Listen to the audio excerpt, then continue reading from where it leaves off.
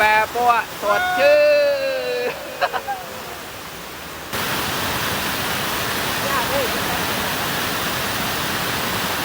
มังเอิญสำเนียงฮอดาวสวัสดีทุกคนครับไก่งอนเอาไปเอาไว้ได้น้ำตกเนาะแน่นะคนแม่เนี่ยคนเทศงอนเอาเอาไว้ได้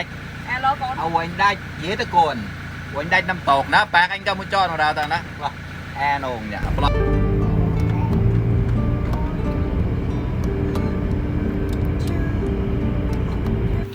กายปวยจอบเรื่องแย่จอบเรื่องได้ละกูนะเนี่ยจอบเรื่องแย่จริงโนแกแย่คนเทศก็เดียวไว้ได้นงแปลกเรื่องนี้ก็mua choนะเนี่ยมือก็ไปไหนมันได้ก็น้ำตกผาตาดนะไอ้เนี่ยน้ำตกผาตาดเนี่ยมันก็ได้กำรอยได้ท่าโน่นนะนี่ก็ลองเจอนึกเรื่องวัวก่อนนะก็เอาไปก็mua cho nó ra tới vậyท่าโน่นเช่าข้อมาการเราtới vậyน้ำเช่าtự tựทอดรองนะจ๊ะ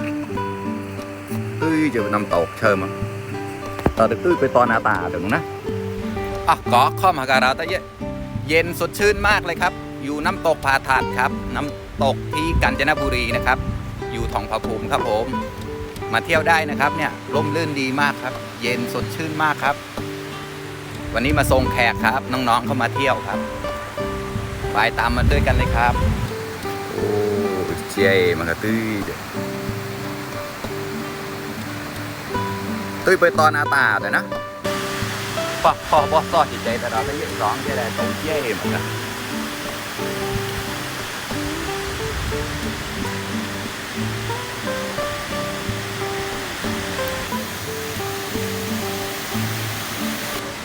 น้ำตกก็เน่ากันในมันปั้วท็อปแต่เราแต่เนี่ยนุกแรงก็ท็อปมัวว่าแบกแล้วไอ้เนี่ยท็อปแบกท็อปปั้วในมันต่อแต่ไปตอนที่ท็อปปั้วเดี๋ยวนุกเนี่ยเรื่องเปิดท็อปแบกนะแกลเราแต่เยอะ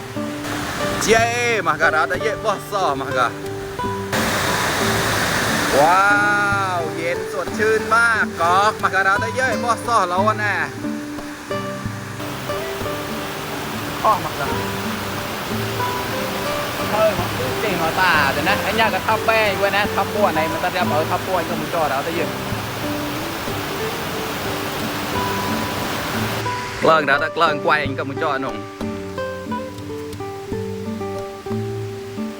ร้องจะนอนเชื่อนั่งตื่นนึกคอโหลน่ะกันในมันดอก็เดินกำรอหายนะวันทานนน่ะแหละนะดึงวัวเกิดมันนะเงาจับเป็นขับปัวอย่างเราแต่เยอะแค่กับตุ้ยอาตาแต่ไหนมันนะแต่ตอนนั้นตุ้ยอาตาแต่มันร้องเจ้าว่าควายเองก็มันจอนโจงต้นก็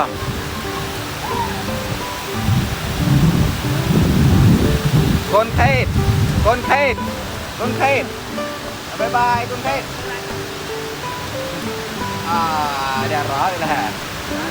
เย่มันจะรอเนาะกลังตาปลอมก็ไต่นะถ่ายรูปให้น้องสาวสักหน่อยไปน้องสาวก็ตัวเล็กเลยนิดยิ่งกว่า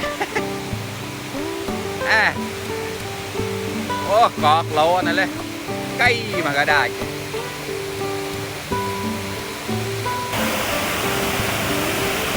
มัวแบบพวกสดชื่นไว้ได้ไว้ได้ไว้ได้หมอยแควหมอยแคว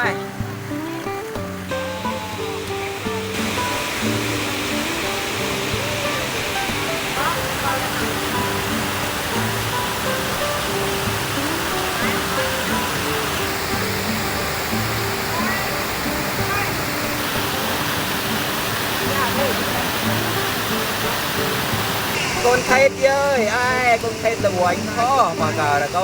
con thét chơi bởi này đó là con thét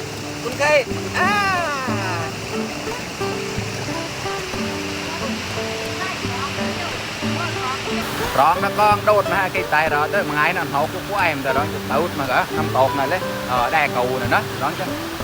nó nơi nào rón anh ơi rồi cứ ra tao thì nốt mà gặp lên buồn cơ mà nè rồi đó có so có của em ta lẹp như mùa ra châu nè đi kèm mùa ra châu lẹp như coi mà nè cái con khen cả quay đây tao tới bơi cha nó nè rồi tao hót bơi cha nó nè con khen chơi bye bye còn bye bye bye bye bye bye